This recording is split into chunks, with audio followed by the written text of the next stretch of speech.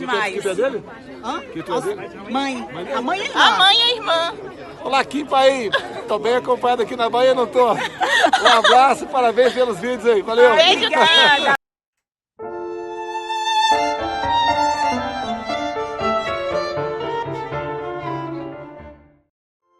E aí galera, beleza? Eu não sei como é que vocês estão, mas eu estou muito feliz e alegre. Vocês viram aí, né, o vídeo que minha mãe conseguiu. Mãe, muito obrigado. Fiquei muito contente, né? Quem não queria receber um salve do presidente? Gente, deixando isso aqui de lado, vamos ter que comentar, né, sobre o Brasil. Que dia ontem, hein?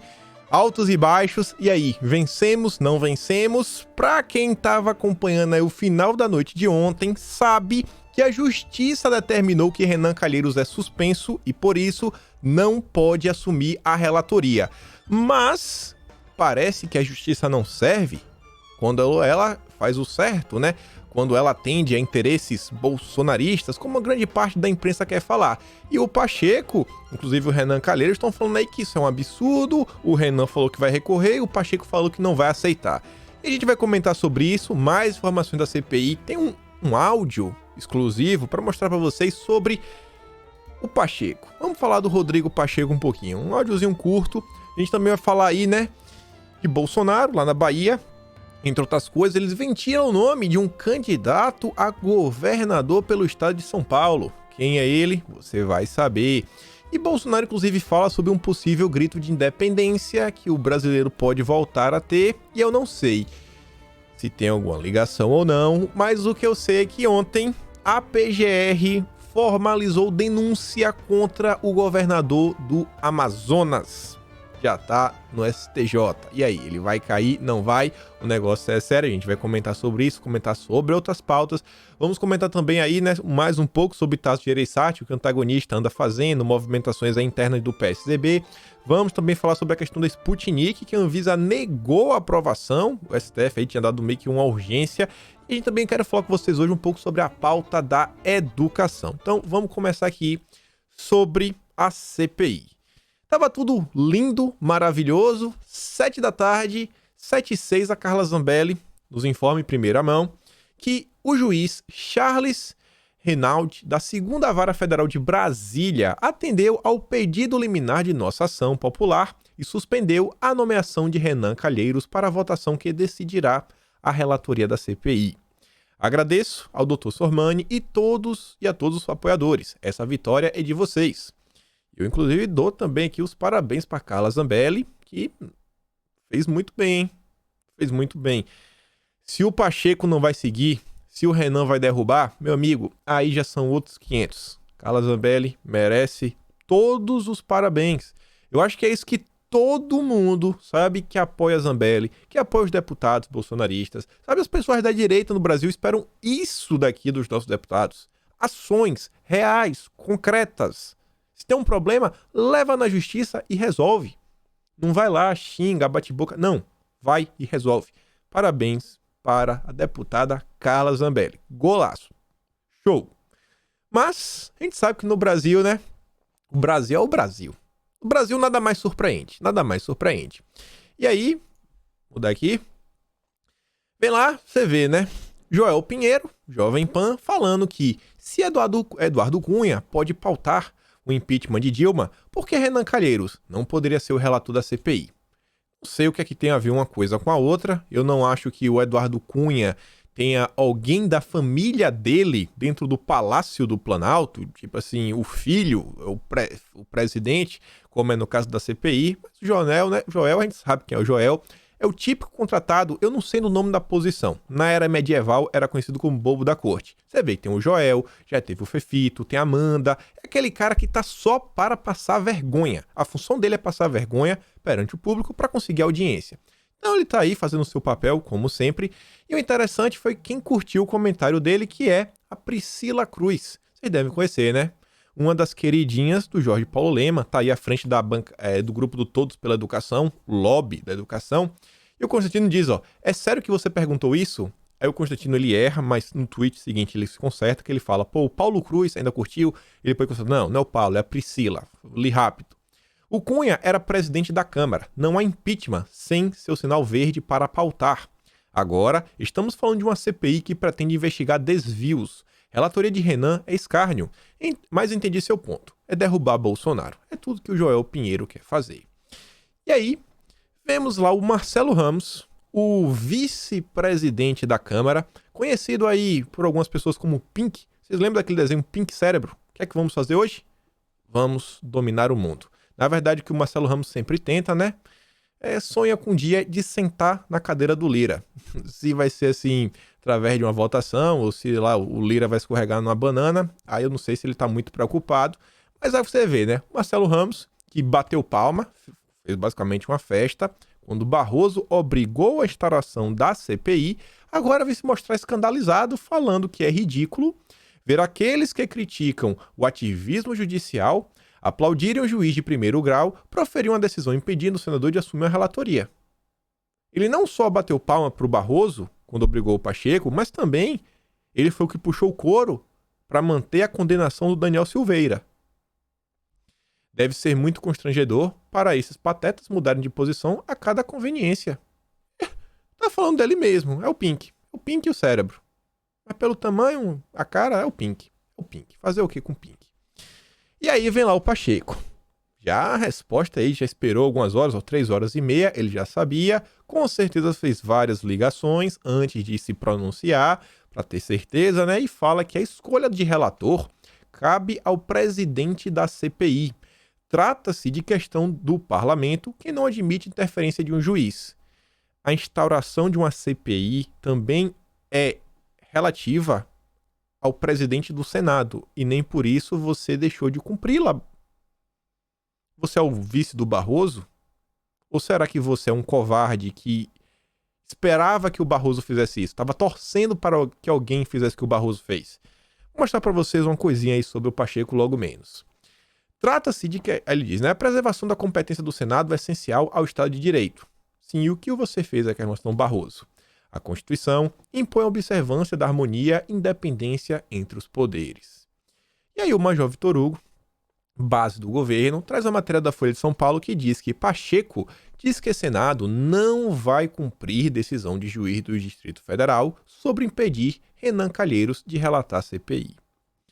E o Vitor Hugo comenta, né? Estando certa a matéria, o presidente do Senado descumprirá decisão judicial. Se tem essa alternativa, veremos. Não foi firme, assim quando lhe determinaram a abertura da CPI.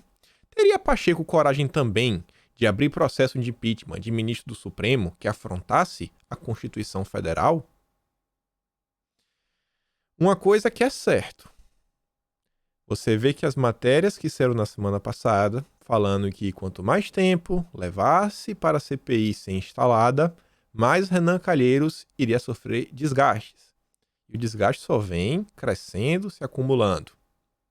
Tá todo mundo tentando ajudar, né? O glorioso Renan. E aí, a mesma matéria da Folha de São Paulo, né? Que tá aí, escandalizada. Alguns dias atrás, no dia 9 de abril, conforme aqui o Emerson Grigoletti, advogado, inclusive aí tá defendendo muitas das pessoas aí da direita nos inquéritos do fim do mundo, fala que é o seguinte, os juristas da Folha, os especialistas, afirmaram isso aqui no passado. Decisão de Barroso sobre CPI segue Constituição, dizem especialistas. Diferentemente do sugerido pelo presidente Jair Bolsonaro, não houve interferência indevida na decisão do ministro do STF, Luiz Roberto Barroso, para que o Senado instaure uma CPI da pandemia, afirmaram especialistas à Folha. Agora, sobre o Renan Calheiros, aí, meu amigo, aí não pode. O Renan não. O Renan não, né? Com todo o retrospecto jurídico do Renan. Cara, é inacreditável. E aí eu falei pra vocês, tenho algo pra mostrar. Tem que mudar a voz de novo, né? Por precauções. Mas vejam só o seguinte. Carregando aqui o áudio. Fazer aqui só o teste, né? Pra ter certeza. Deixa eu ouvir minha própria voz. Tá bonita. Olha só isso daqui. O Pacheco vai espinhar demais por conta dessa decisão judicial de afastarem o Renan da relatoria da CPI da Covid. Isso não vai ser ruim, isso vai ser bom, porque as pessoas terão a oportunidade de conhecer quem realmente o Pacheco é. Ele tem essa cara de bom moço, essa fala polida, mansa, mas esse cara é um Rodrigo Maia 2. Esse cara vai fazer de tudo para atrapalhar a vida do presidente. Tudo que você puder imaginar. Desde o primeiro dia como presidente do Senado, ele quer abrir essa CPI da Covid. Bastou ele ser presidente do Senado para as notinhas circularem na mídia e circularem nos jornais sobre a pressão que ele estava recebendo para abrir a CPI da Covid. E ele se esconde por trás de uma decisão do STF, do Barroso, para abrir essa relatoria. Ele é um covarde, esse cara é sórdido, ele é perigoso. Inclusive, depois de ouvir isso, fui conversar com algumas outras pessoas e falei, cara, isso daqui faz sentido? E o pessoal falou, então, pessoas que conversaram aí com políticos mais antigos, mais experientes, pessoas que inclusive já foram do PFL, que se tornou depois o DEM, falam que o Pacheco é o verdadeiro mineirinho, come quieto, calado, para comer 2 vezes.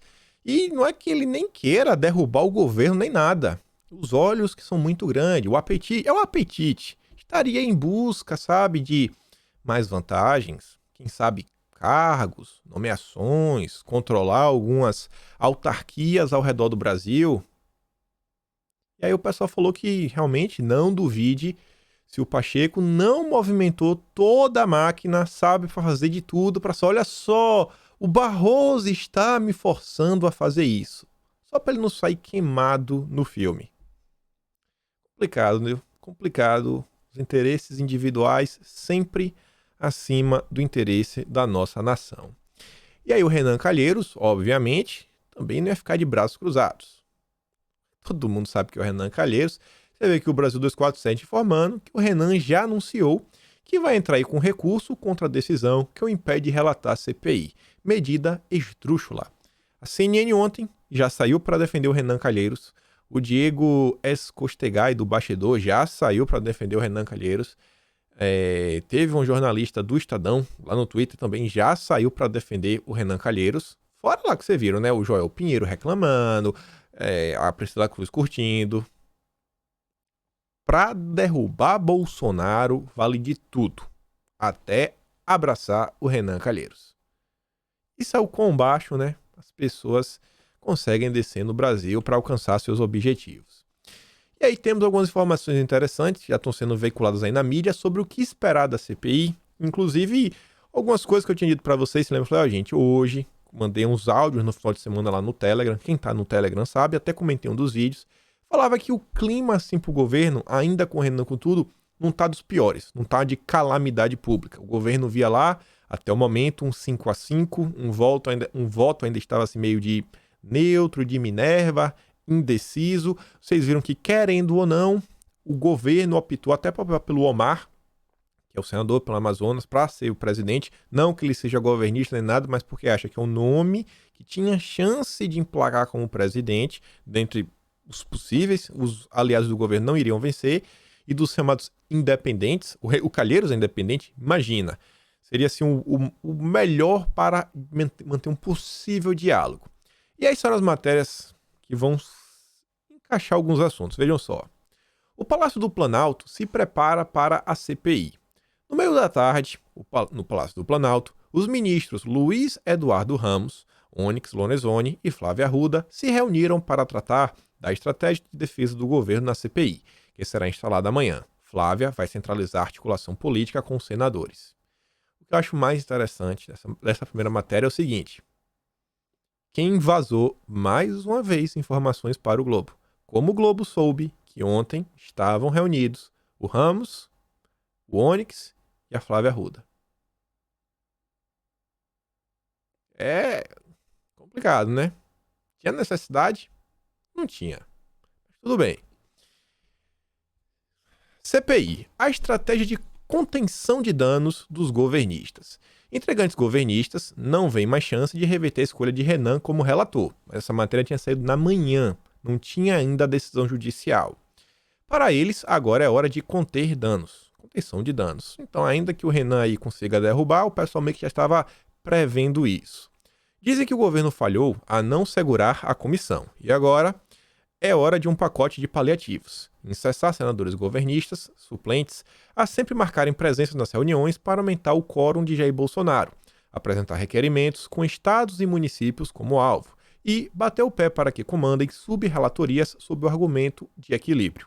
Tem aí estratégias e, obviamente, o Globo vai querer falar, olha só, eles não vão chamar os estados e municípios porque os governadores fizeram coisas erradas, mas porque eles estão tentando salvar Bolsonaro. Olha a inversão da narrativa. E aí você vê, gabinete do ódio da presidência será alvo de convocação da CPI. O que é que tem a ver? Em primeiro lugar, o que é o gabinete do ódio? Até hoje eu quero saber. Inventaram essa mentira. Já fiz um vídeo como isso surgiu a narrativa. É interessante entender, mas não é o momento agora. Você vê. O que é que isso tem a ver? Uma das frentes articuladas pela oposição mira o uso de redes sociais para disseminar fake news que boicotam medidas sanitárias, como o uso de máscara, além de ataque a autoridades que decretaram medidas de isolamento social, como governadores e prefeitos. Para isso, os senadores trabalham em um pedido de compartilhamento de dados da CPMI das fake news com investigação. A ideia é saber se houve dinheiro público e até privado de apoiadores do presidente na disseminação de ataques e notícias falsas relativas à pandemia. A avaliação da oposição é que, ao unir a negligência do governo sobre a pandemia e ainda usar as notícias falsas, Bolsonaro terá que lidar com temas mais espinhosos de sua gestão. Se o presidente da CPI requisitar algum material, não há problema. Nenhum. Quem está falando isso? Ângelo Coronel, o presidente da CPI das fake news. O que for pedido sobre fake news relacionado aos imunizantes, estamos dispostos a compartilhar. Vocês lembram que na entrevista que o Tasso Gereissati, que é membro titular dessa CPI, falou que o problema que a Frente Ampla tem hoje é eles não têm acesso às redes sociais. Que eles já estão tentando contornar isso, trazendo Danilo Gentili, Nando Moura, MBL. O antagonista já ganhou a SECOM. Já sabe disso daí. Então, se eles não têm, já estão tentando trazer, e eles vão fazer o quê? Tentar destruir o apoio que Bolsonaro possa ter nas redes, perseguindo pessoas, o que isso já vem sendo feito há mais de ano.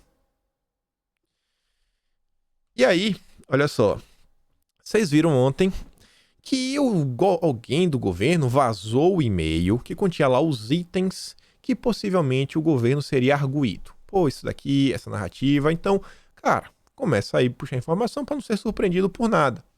Aí vem o Randolfo Rodrigues, que inclusive criticou a decisão aí da justiça, falou que é uma decisão que não vale de nada, uma decisão bolsonarista.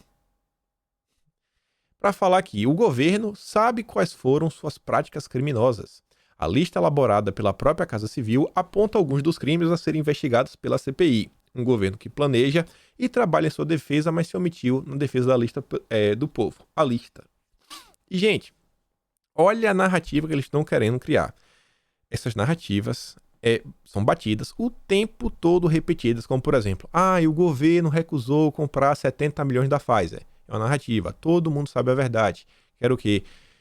Não existia amparo jurídico para poder comprar. Se comprar, seria incorrer em improbidade administrativa, porque o Estado brasileiro não poderia assumir o risco. Isso só foi possível após o MP feita no início do ano, que foi assinada pelo presidente no dia 10 de março, se não estou enganado, e por fim, o contrato foi firmado no dia 19 de março. Está explicado. Então o governo já sabe quais são as coisas. Só que a oposição está pegando as narrativas que o governo estava levantando para falar aqui, o governo elencou os crimes que ele cometeu.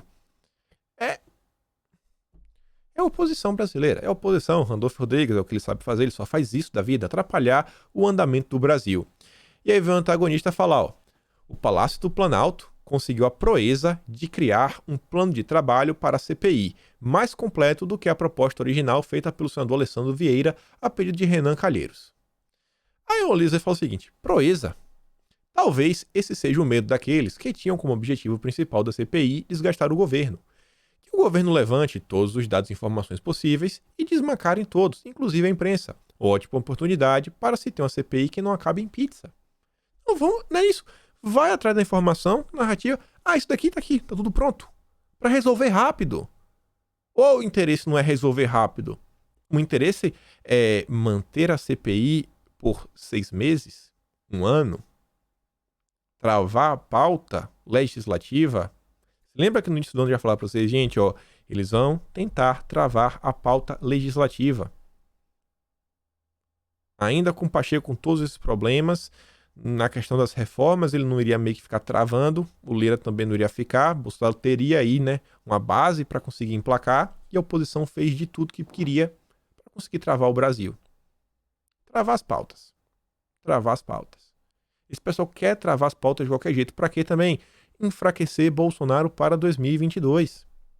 Lá atrás eu falava, o Tasso Gereissati vai travar, assim como ele já travou o marco do saneamento há muito tempo. Quem travou, quem impossibilitou que a população mais carente, mais humilde do Brasil possa começar a ter acesso a esgoto para ter dignidade foi o Tasso Gereissati. Ele é o principal senador. O Alcolumbre, na época, deu uma chorada. Pô, Bolsonaro vetou, tinha feito um acordo que ele não ia vetar o artigo, segundo o artigo 19, artigo 16, que dizia que as empresas estatais poderiam renovar por mais 30 anos. Só que o Tasso Gereissati já falou, foi assim, seco. Vamos derrubar o veto. Uma matéria de julho de 2020. Foi julho ou foi agosto? Seu antagonista. Tasso Gereissati. Vão travar a pauta. Até porque vocês devem saber, ano que vem, tempo de eleição. Os últimos 6 meses, cara, não tem nada. Os últimos 6 meses o Brasil para de novo, vai parar para as eleições. Basicamente, quem vai ser o presidente do Brasil vai ser o Mourão. O Lira vai meio que ser um vice. E Bolsonaro vai estar viajando o país, fazendo campanha. Então a gente tem 6 meses. Porque 6 meses aí vai ser CPI. E aí? E as reformas? Não pode parar. O objetivo da oposição é destruir o Brasil. E aí você viu a preparação de senadores da oposição independentes. A gente já falou do lado do governo, o que é que os independentes da oposição querem fazer. Então, os senadores da oposição e os chamados independentes que entregam a CPI se reúnem na noite desta segunda-feira em Brasília, na casa de Omar, nome mais cotado para presidir a comissão para afinar os procedimentos. Além de alinhar o plano de trabalho que será apresentado amanhã, os parlamentares vão afinar a atuação contra as investidas dos governistas para retirar Renan Calheiros da relatoria da comissão. Essa matéria tinha sido liberada, tipo assim, 1 minuto depois da decisão jurídica. Então, meio que a matéria ainda não sabia que isso ia acontecer. Parte do grupo vai participar da conversa por videoconferência. Um elemento novo, no entanto, apareceu pouco antes do encontro. Uma decisão liminar da Justiça Federal determinou que Renan não poderá ser relator da CPI. A expectativa do grupo, porém, é que um recurso em que o senador solicita a revisão dessa liminar seja atendida nas próximas horas pelo TRF1, antes da instauração da comissão. Senadores da oposição independentes já aguardavam um pedido no âmbito da própria CPI de suspensão de Renan sob argumento que o filho é governador. Se isso acontecer, Renan vai reiterar a manifestação que já fez de que se declara impedido para votar e relatar matérias ligadas a Alagoas. É o meio relator. Eu nunca vi isso no Brasil. Meio relator. Só que olha o final da matéria. Um acordo firmado entre a maioria dos integrantes deve selar Aziz como presidente da CPI, o senador Randolfo Rodrigues como vice e Renan como relator. Só que o Aziz, eu já falei para vocês que o governo olhava como menos pior, é tido como parte do grupo de independentes, mas tem feito acenos ao governo. Que absurdo! Como assim o Aziz, o Omar, deu um oi pro Bolsonaro? Como assim ele aceitou conversar sem jogar pedras? E aí você junta isso com o Randolph falando que Bolsonaro faz uma lista com seus crimes, o antagonista reiterando isso, a gente sabe que não é isso, e junto com essa matéria. CPI nem começou e favorito para presidi-la já diz que o governo tem desejo de colaborar. O Globo já está tentando queimar o cara que até então era independente, agora não é independente mais, porque ele fez um aceno. A CPI só será instalada amanhã, no caso hoje, mas o senador favorito para presidi-la, o Omar, já diz que o governo colabora com as investigações. Na contramão de diversos integrantes que viram o documento da Casa Civil que levanta 23 acusações contra a gestão de Bolsonaro, como a prova de temor do presidente e auxiliares da investigação, o Aziz afirma que a ação mostra desejo de colaborar. Óbvio. A iniciativa mostra que o governo quer colaborar com as investigações, porque o governo está se antecipando em cima de questões que estão sendo levantadas. Se essa será a prática do governo, será salutar para fazermos uma CPI técnica, sem politicagem, que dê explicações à sociedade. O que reforça o que eu vou falando, o governo tem assim um clima não tá dos piores, sabe que vai vir muita pancada pro lado dele, o governo vai sangrar, vai ter desgaste, mas ao mesmo tempo sabe que a CPI não vai ficar só ao redor do governo, vai ter que chamar algum governador, algum prefeito para bater um papo. E aí, Bolsonaro diz que está chegando a hora do Brasil dar um novo grito de independência. Foi isso lá, né? Na minha Bahia, foi lá inaugurar um trecho lá da 101, que liga a Feira de Santana, minha amada cidade, até Esplanada. E fala, né? Bolsonaro disse na segunda-feira que está chegando a hora do Brasil dar um novo grito de independência e que governadores estão usando a pandemia para subjugar o povo. Ele disse que o suplício está chegando ao fim e brevemente voltaremos à normalidade. Bolsonaro também afirmou que o governo federal tratou a questão da pandemia como um todo com muita responsabilidade, que o Brasil não pode e não vai parar. As declarações foram feitas no evento de entrega de 22 quilômetros da duplicação da BR-101 entre Feira e Esplanada. Bolsonaro continua: não foi o governo federal que obrigou vocês a ficarem em casa. Não foi o governo federal que fechou o comércio. Não foi o governo federal que destruiu milhões de empregos. Pode ter certeza. Esse suplício está chegando ao fim brevemente. Voltaremos à normalidade com o apoio de todos. E aí eu não sei se é a CPI ou se é isso daqui, mas foi a típica notícia que acho que anima, né, todo brasileiro que quer um país com menos corruptos em posições de poder. PGR aqui, né? Denúncia. Governador do Amazonas e outras 17 pessoas foram aí, né? Denunciados por crime no enfrentamento da pandemia. E aí, o Bolsonaro, o Arasmínio, como eles mesmos se definem, eu sabia que ele ia comentar sobre o assunto, eu fui até olhar. Falei, deixa eu ver o que ele foi que falou do assunto. Dá uma moralzinha pra ele. Ele é o jornalista que faz a cobertura sobre a PGR. Quer saber do Aras, da Lindora?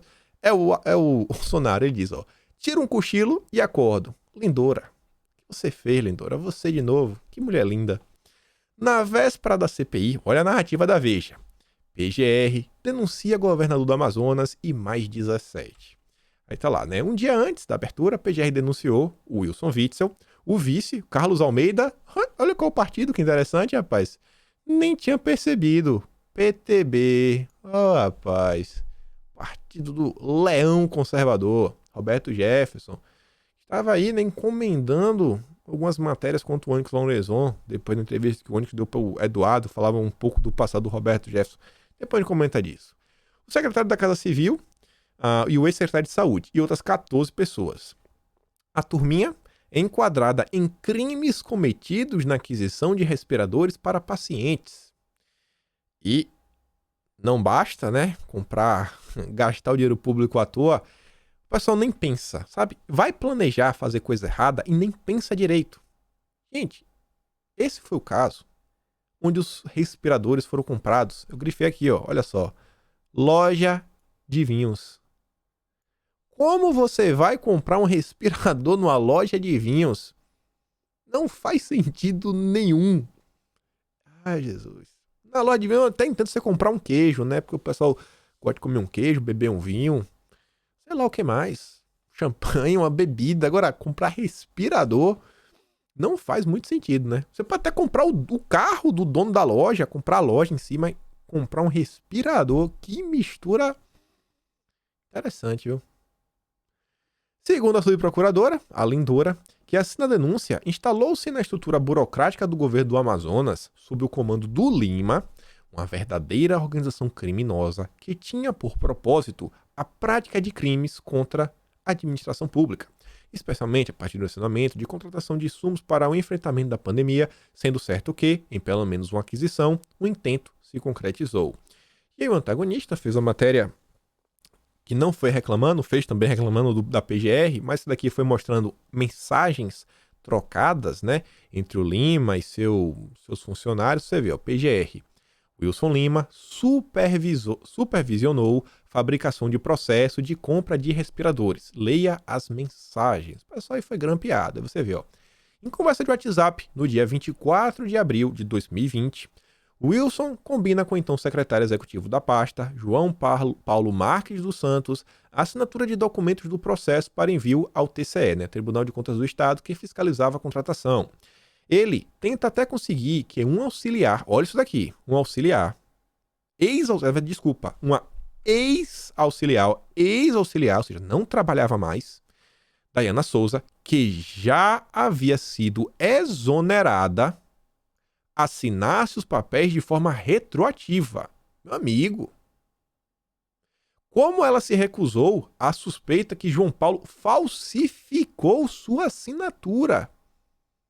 Comprou respirador de uma loja de vinho com assinatura falsificada. Crime perfeito. Veja as mensagens. Wilson Lima, no aguardo dos documentos. Ok. Correndo atrás aqui, governador. Vamos responder todos. Alguns pedindo mais prazo por conta dos documentos não estarem prontos para apresentação aos órgãos, mas todos serão respondidos hoje. Aguardando. Documentos foram encaminhados ao TCE? Ainda não, doutor. Pegando assinaturas com gestores. Estou retirando, olha só, os documentos dela, que são possíveis, e assinando no lugar dela. Meu amigo. Aí ele diz, ó, Ítalo não pode assinar não. E aí você vê, ó, para a PGR, as mensagens provam o crime de tentativa de embaraçar as investigações sobre a organização criminosa comandada pelo próprio governador, comandava e direcionou ao contrato para a empresa de vinhos. Você vê, ó, Wilson Miranda Lima, na condição de gestor, supervisiona toda a montagem do procedimento licitatório feito a posteriori, que gerou o contrato fraudulento feito em favor da Vinéria Adega. Na ocasião, ele possuía a ciência, bem como o controle da situação, de que o processo ainda estava sendo arrumado. Tanto é que ele sugere, questiona, para o João Paulo, se um outro servidor da Secretaria de Saúde, de nome Ítalo, poderia assinar parte dos documentos que ainda estavam sendo confeccionados com data retroativa no lugar da Dayana Mejia. Na medida em que, naquele período, órgãos de controle estavam solicitando cópia do citado procedimento objetivo da investigação. Só que não parou por aí. O que a mídia faz? Antagonista. Coitada da Lindora. Tá aqui, ó. Nota da PGR sobre a Lindora. Eu pergunto, cadê o erro? Que a PGR colocou lá a nota, porque eles fizeram o que eles fizeram. O cara... Olha o que o cara fez. Tem mensagens. Assinaturas falsas, superfaturamento, respiradores que não chegam, sabe? Errou em tudo. E vocês estão falando que nós estamos perseguindo os governadores? Estou mostrando pra vocês tudo, tem que prova. A coitadinha, ela tá se vitimizando. Ela não tá perseguindo. E aí depois o antagonista ainda avisa, ó, que governadores devem pedir afastamento de Lindora. Qual o erro? Onde foi que essa mulher errou? A Lindora nunca errou na vida. Quando foi? Eu não consigo saber quando foi que ela errou. Um grupo de governadores deve pedir ao CNMP o afastamento da subprocuradora Lindora do Gabinete Integrado de Acompanhamento da Pandemia, né, a GIAC, e da investigação sobre possíveis desvios. Na semana passada, Lindora enviou ofícios às unidades federativas com perguntas sobre gastos em que acusou os governadores de mau uso do dinheiro público. A subprocuradora mencionou suspeitas levantadas pelo presidente Jair Bolsonaro. Segundo o jornal, os governadores afirmam que o ofício foi encaminhado apenas 48 horas após o STF ordenar a criação da CPI. Eles sugerem que Lindora pode usar ofícios para conseguir dados de interesse do governo na comissão. Quem não deve não teme. Qual o medo? Gente, uma oficial da Justiça brasileira tentando pegar possíveis criminosos e reaver parte de qualquer dinheiro que tenha sido desviado, está sendo perseguida. E a mídia aplaude, a mídia bate palma. A mídia aplaude e bate palma. Em que país a gente vive? Você fala assim, cara, ela tá avisando, o cara pode ter roubado, não importa. Eu quero ser roubado. Eu quero ser roubado. Leva o meu dinheiro.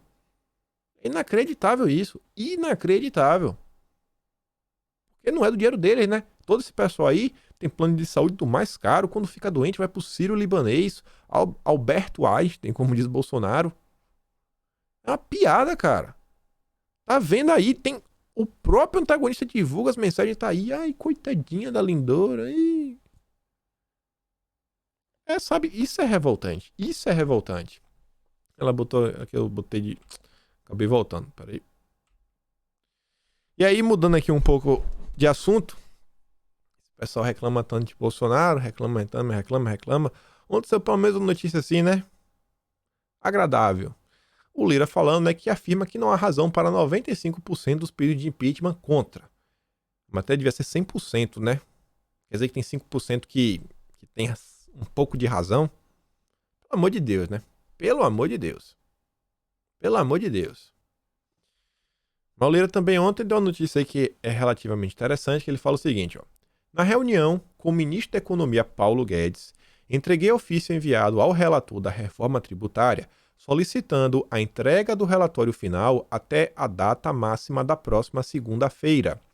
Foi uma demonstração do engajamento institucional do Legislativo na retomada da referida reforma. Não vou discutir ainda os detalhes técnicos da conversa com o ministro, mas o que posso garantir é que combinamos marchar passo a passo nessa questão, tão delicada e crucial. Agora é hora de ouvir os líderes, conversar com o relator e alinharmos os procedimentos. E o Fábio Faria diz que parabéns ao Lira pelo comprometimento com nossa agenda econômica e pela celeridade com que está tratando essa reforma crucial para a recuperação do país. Será mais um legado para o povo brasileiro. Pessoas que eu conheço do mercado, sabe? Empresários, o pessoal assim, tá louco para ver a reforma administrativa e a reforma tributária sair. Eles sabem que a administrativa vai sair primeiro. Por isso que eles torcem tanto, para depois poder vir a tributária. Gente, a pauta legislativa não andou. Desde o dia 1º de fevereiro, que o Lira foi eleito e o Pacheco foi eleito, não andou. Nada andou. Só se votou coisa relativa à pandemia, tudo bem, tinha que ter votado algumas coisas. E depois, cara, parou. Teve o caso do Daniel Silveira, independente de qualquer coisa, acabou travando por um certo período. Vem uma coisa, vem outra, vem uma coisa, vem outra, vem uma coisa, vem outra. E, cara, quando aí que a gente vai avançar? Sabe? O povo quer pagar menos imposto. Quer facilitar a vida pro povo brasileiro. Sabe? Mas é só travando aqui, travando a colar, travando aqui, travando a colar. Outra pauta aí. Acabou abril.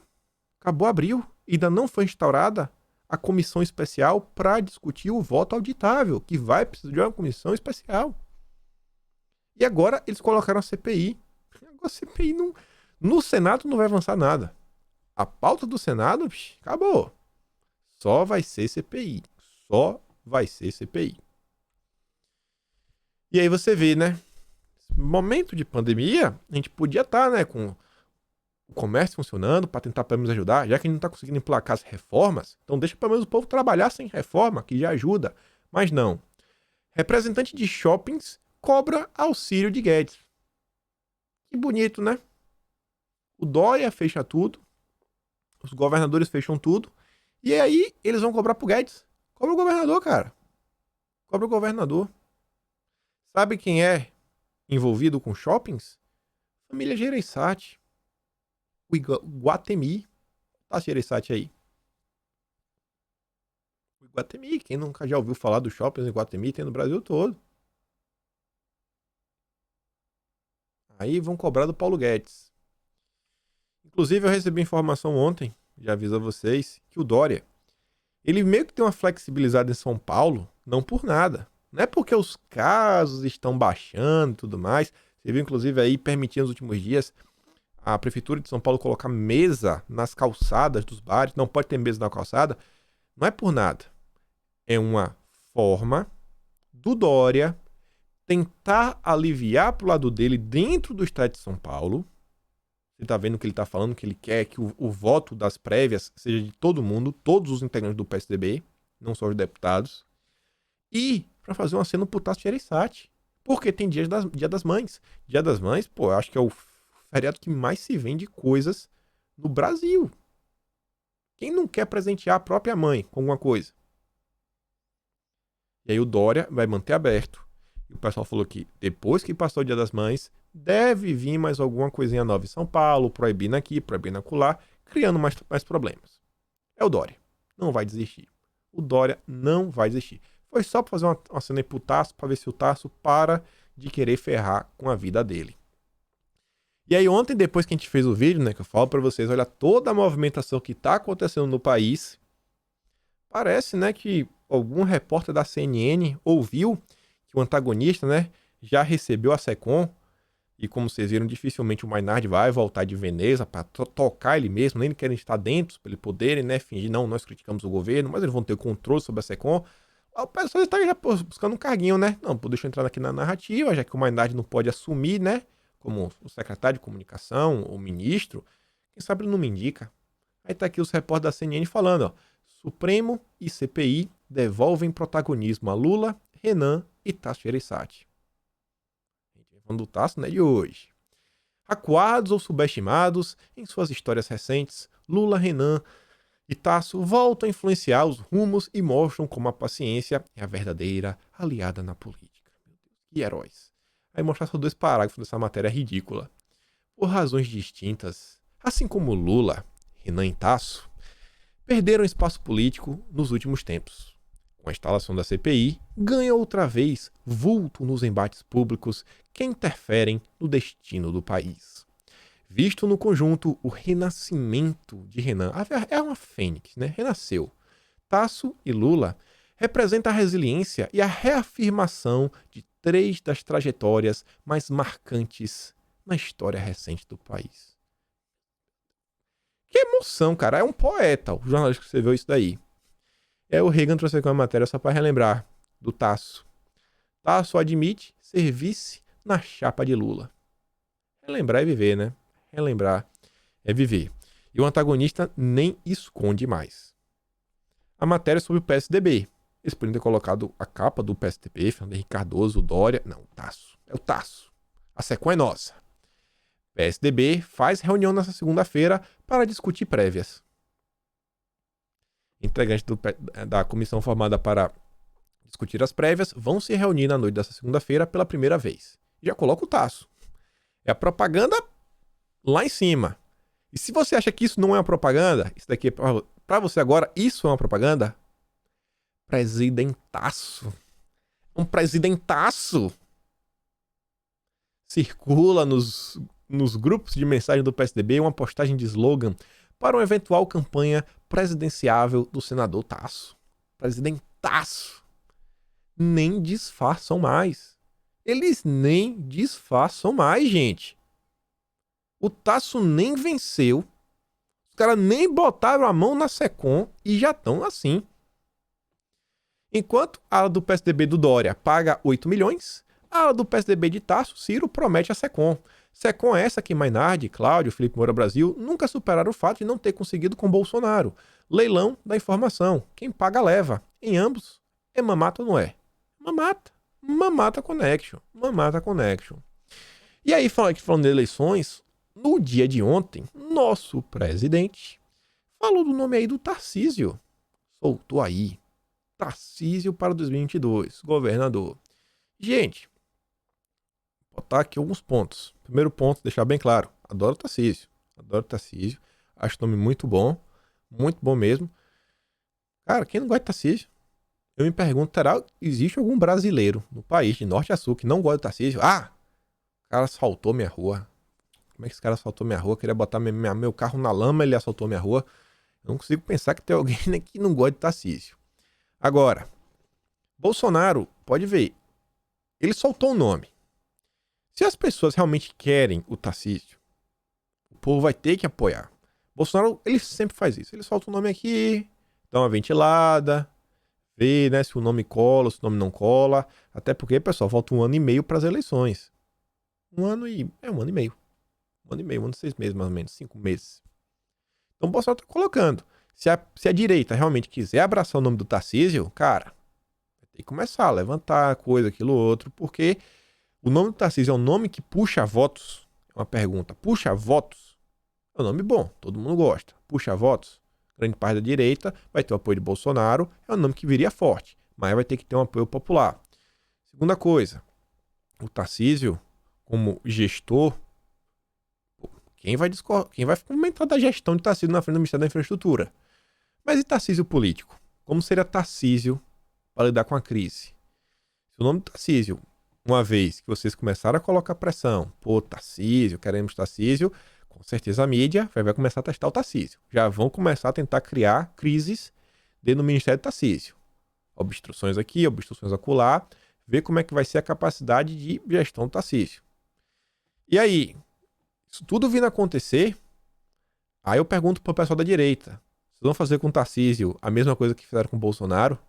Vão eleger Tarcísio ou qualquer outro candidato que Bolsonaro venha apoiar, o candidato da direita para São Paulo, qualquer um que seja. Vocês vão fazer o que com o Bolsonaro? Vai lá, Bolsonaro. Tu tem 40 deputados, eu sei que são 502, eu sei que você é 502, você tem 40. 40. Vai lá e resolve o país inteiro. Se o Tarcísio for eleito, ou qualquer governador de qualquer lado da direita for eleito, ele vai ter que ter uma base. É muito importante. Graças a Deus, você mostra aí, Bolsonaro já mostra que está preocupado com o estado de São Paulo. É um estado central, importantíssimo. Não pode ser deixado de lado. Agora, não só basta Bolsonaro indicar e o Tarcísio falar que ele vai. Cadê? Quais serão os nomes que irão concorrer em 2022? A maioria dos deputados, eu não acho que Eduardo Bolsonaro vai ter de novo 1.800.000 votos. Deve ter para mais de 500 mil, mas vai ser menos. A onda bolsonarista de 2018 vai ser diferente. Vai ser um pouco diferente. Cadê a base? Para o nosso novo governador. Eu espero que a gente vai ter um governador de direita. Então tem que olhar isso daí. É o Tarcísio, pô, vai colar junto, vai apoiar, ou só vai mandar na rede social, vai lá, Tarcísio.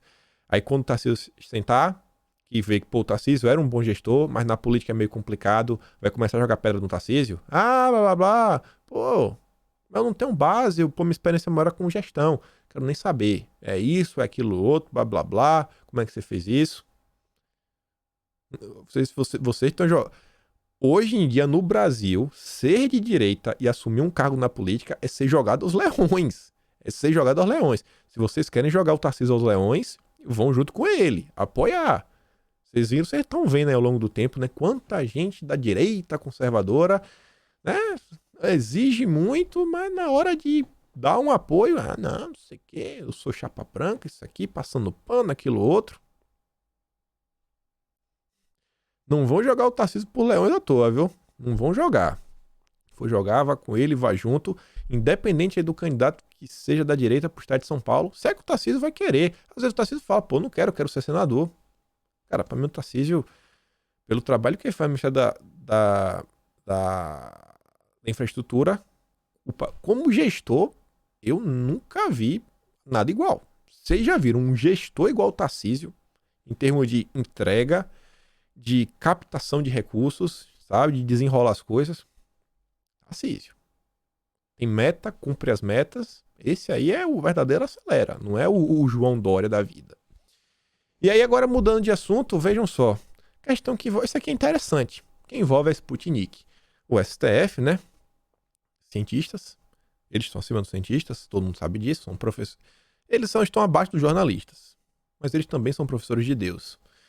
É porque o jornalista é o professor do professor de Deus. Mas você vê que o Lewandowski nega pedido da Anvisa e mantém prazo de análise sobre importação da Sputnik. Não, você tem que bater uma tela. Eu quero, não tô nem aí. Mas, ministro, olha só, aqui tem um trabalho, a gente precisa levantar uns... Não quero saber, tem que resolver hoje. Tô nem aí. Não era mais fácil o STF aprovar logo? Pergunta o Constantino. O ministro afirmou que a eventual negativa da Sputnik tem que ser justificada tecnicamente e que a Anvisa não pode invocar apenas a falta ou insuficiência de documentos para deixar analisar o pedido. Beleza. A Anvisa foi lá e de forma técnica recusou. E realmente de forma técnica, até a grande imprensa, até o prezado momento, não está criticando a Anvisa. Até o presente momento. A gente não sabe o que vai acontecer ao longo do dia. Você vê, ó, a importação foi rejeitada por 5 votos a 5. Todos os diretores seguiram o voto do relator, o diretor Alex Campo Machado e das áreas técnicas da agência. A única coisa que eu desejo é que tenha imunizantes que funcionem para todo mundo que queira tomar. Pra mim aqui na notícia nem para comemorar, nem para coisa. Aqui é só para mostrar, né, como o STF quer se intrometer em tudo. Se intrometer em tudo. E você vê que no final da decisão foi somente o contrário do que o STF esperava. E aí, tem essa matéria aqui que saiu ontem, da Valor, que você vê como as coisas são intrigantes. O passaporte, estão querendo colocar até aqui no Brasil, do imunizante, deve excluir os imunizantes não aprovados na União Europeia, como o do Butantan.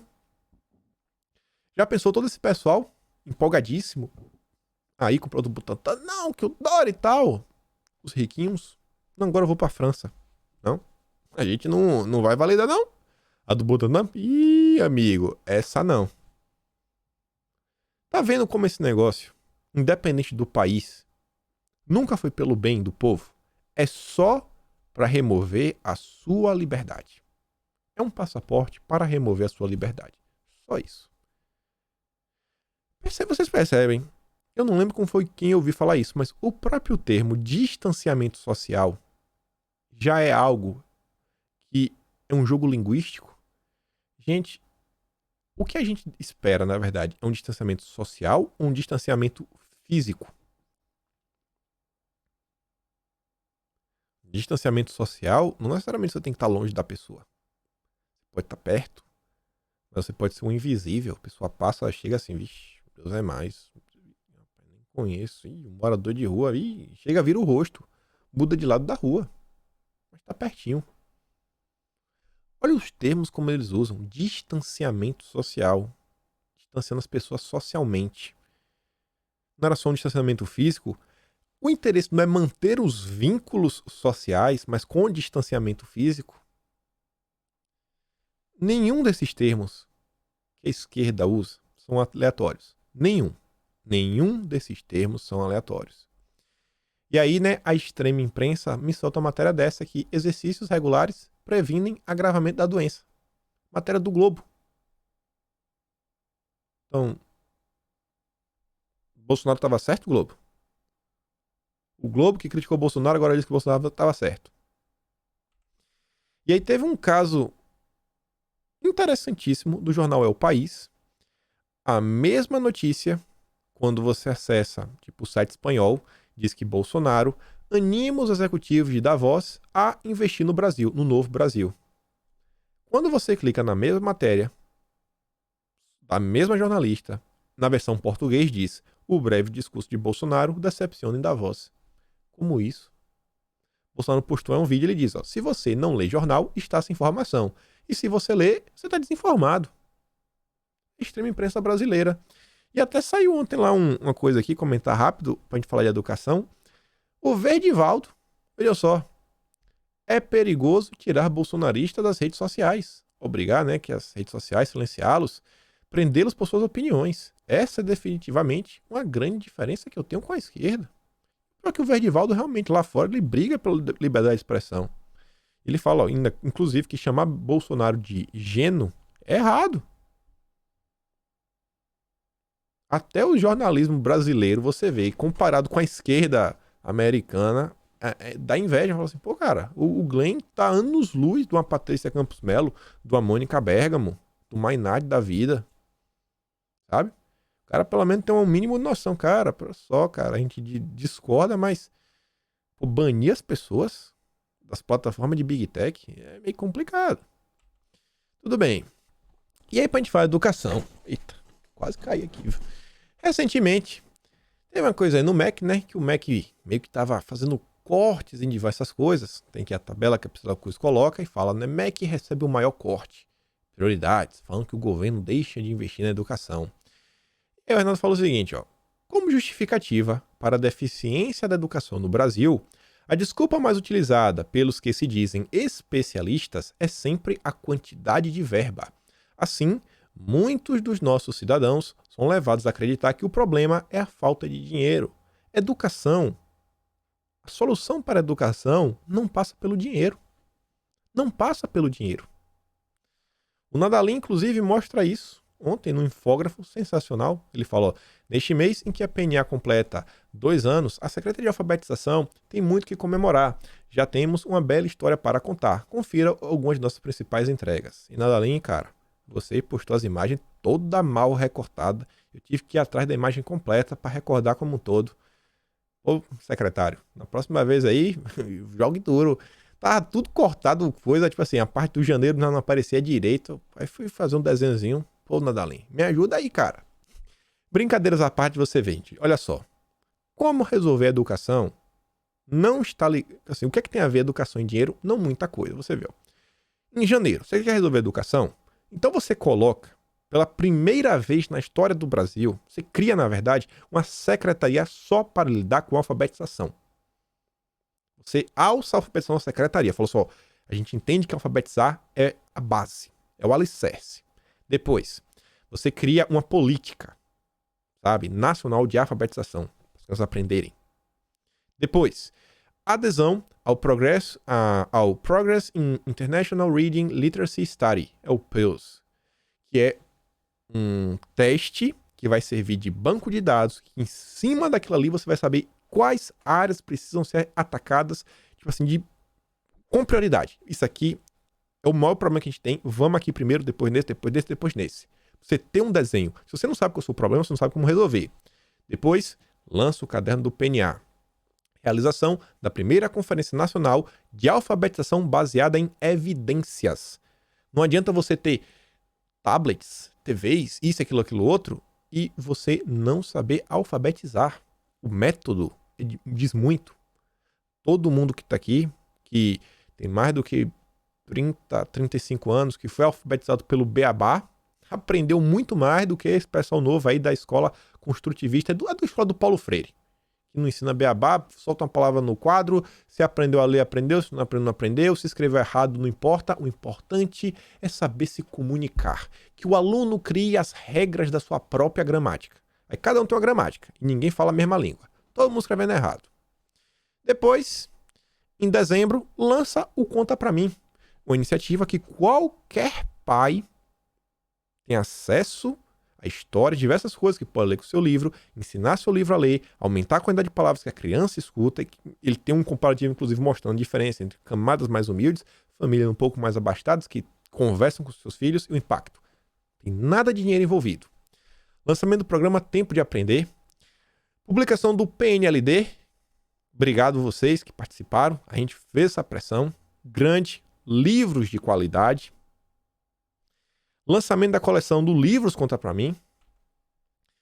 Parceria entre os programas Conta Pra Mim e Criança Feliz. PDDE emergencial, recurso para retorno seguro das aulas. Lançamento do Grafogame, a criança aprender jogando, de graça para baixar na Play Store e também na Apple Store.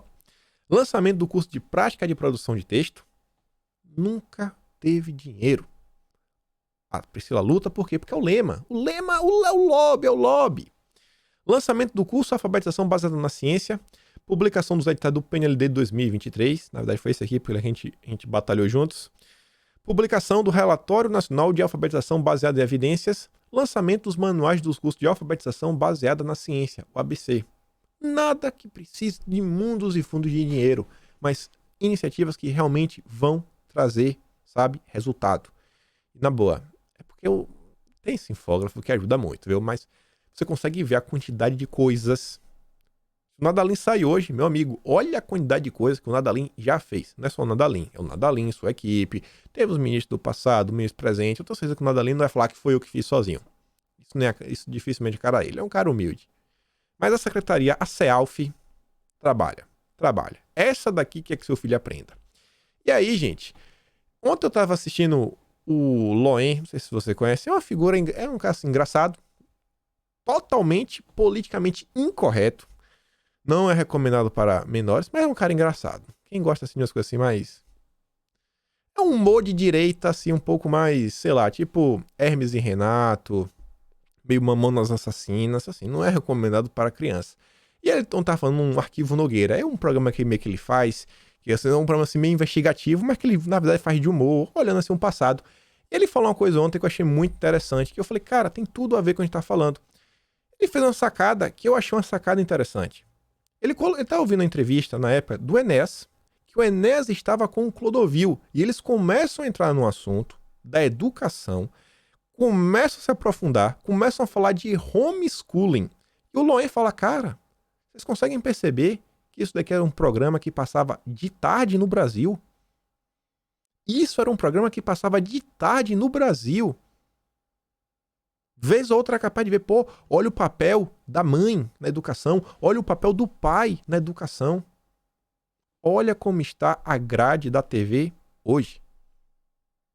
Olha como estão as grades dos programas da TV aberta hoje. Isso aqui foi na TV aberta. TV aberta. Eu achei uma sacada muito interessante que ele estava. Eu falei, cara, como a gente, né, vem regredindo. São os regressistas. Eles não chamam de progressistas, na verdade são regressistas. A gente já passou um pouco de uma hora, mas a gente termina aqui, ó. E teve um caso essa semana, só para fechar, que a gente falou de homeschooling. Uma menina foi aprovada na USP em 5º lugar, mas o juiz falou que a jovem não exibiu documentos que comprovem altas habilidades e maturidade mental para frequentar o ensino superior. Só passou em 5º lugar na USP, estudando em casa. O Fábio é da Self também, trabalha lá com o Nadalim. Você vê, a Elisa já passou em faculdade particular, tirou quase 1000 na redação do Enem e recentemente conquistou o 5º lugar no curso de Engenharia Civil da Escola Politécnica da USP. No entanto, por não ter completado o ensino médio em escola tradicional e sem diploma, Elisa não pôde entrar na faculdade. A família tinha recorrido na justiça e tinha conseguido uma liminar, mas a juíza alegou que o homeschooling não era previsto na legislação e não foi admitido como apto para certificar o estudante. O Brasil é uma grande piada. É uma grande piada. Nunca foi pela educação do seu filho. E com isso, meus amigos, chegamos ao fim do vídeo de hoje. Passamos um pouco de hora, eu sei, mas dá aquela curtida, dá aquela compartilhada, se inscreve na minha rede, se torne membro se não quiser e a gente se vê amanhã. Aquele grande beijo e abraço, tamo juntos e valeu, fui!